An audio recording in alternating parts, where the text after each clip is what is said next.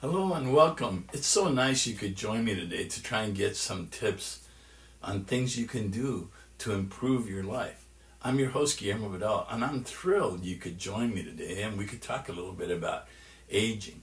So, today I want to talk about why I believe the aging process is so important for every human being on earth. We all seem to dread it, but there is purpose in it. So, let me start out with these two thoughts. If you think you can only be happy if you can remain physically, mentally, and emotionally as capable as you were in your 20s and 30s, then you're doomed to live in severe depression once you reach that age when you realize that it's not possible, and we all do. This is just not how we were created to be.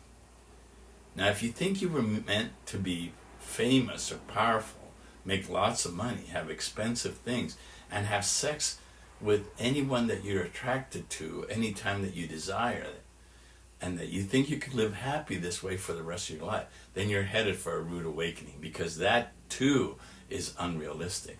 You just cannot go through life without experiencing painful endings and confusing times that lead to unexpected and frightening new beginnings. So stop to realize, for example, that without your conscious awareness, your body is always changing. In fact, every cell in your body is regenerating every 7 to 10 years. Your skin cells in particular are replaced every few weeks. This same thing happens in your environment. Everything is always in flux, be it the economy, political situation, change in technology, etc., etc., etc. Keeping in mind that everything is changing, you should be able to see why trying to hold on to any phase of life is such a futile effort.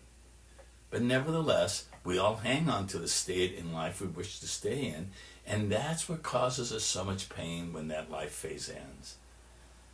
Your life cannot move forward, though, if you keep looking back. Now, this space that fills the gap between the end of one life chapter and the beginning of another is called a transition. Because life endings are usually unexpected when they happen, like it or not, you're forced to redefine your life during this time.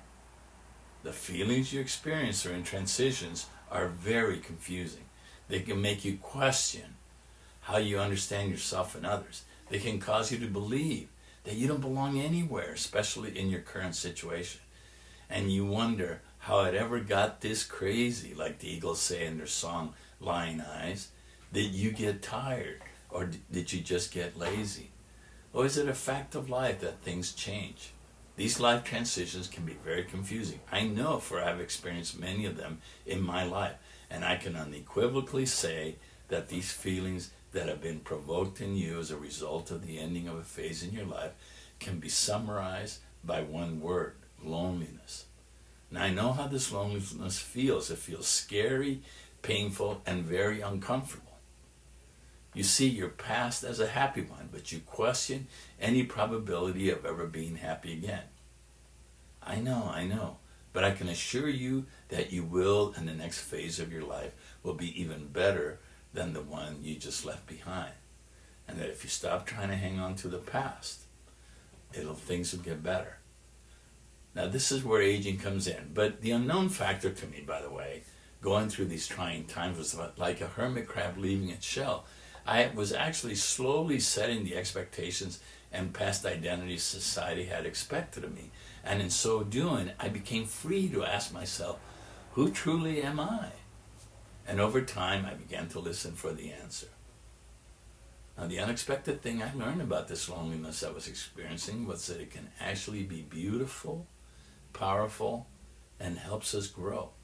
Loneliness is actually the trailhead where you blaze your own path. Left alone with your thoughts, you're forced to confront those aspects of yourself you've been ignoring.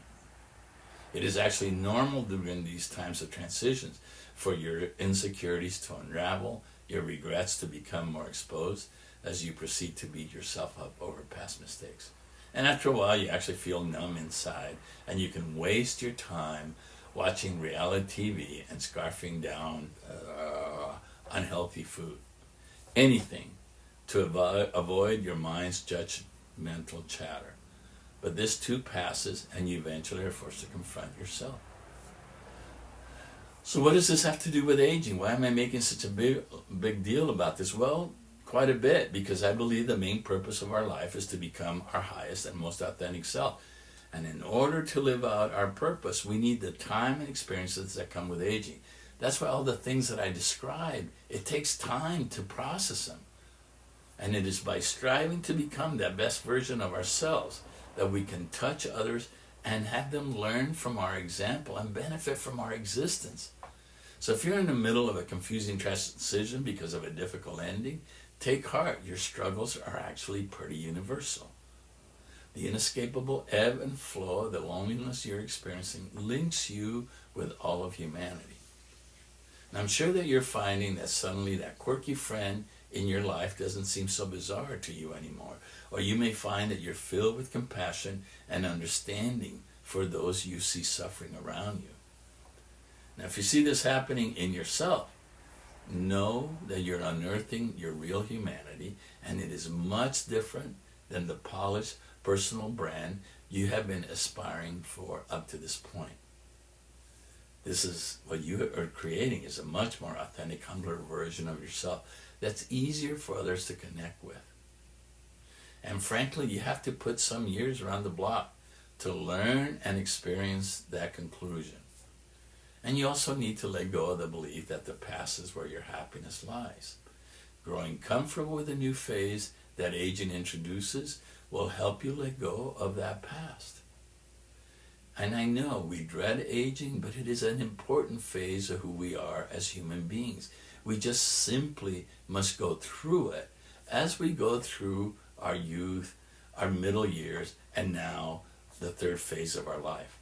They're all connected, and they're all connected to help you create the best you can ever be. Thank you for listening today. Till we meet again.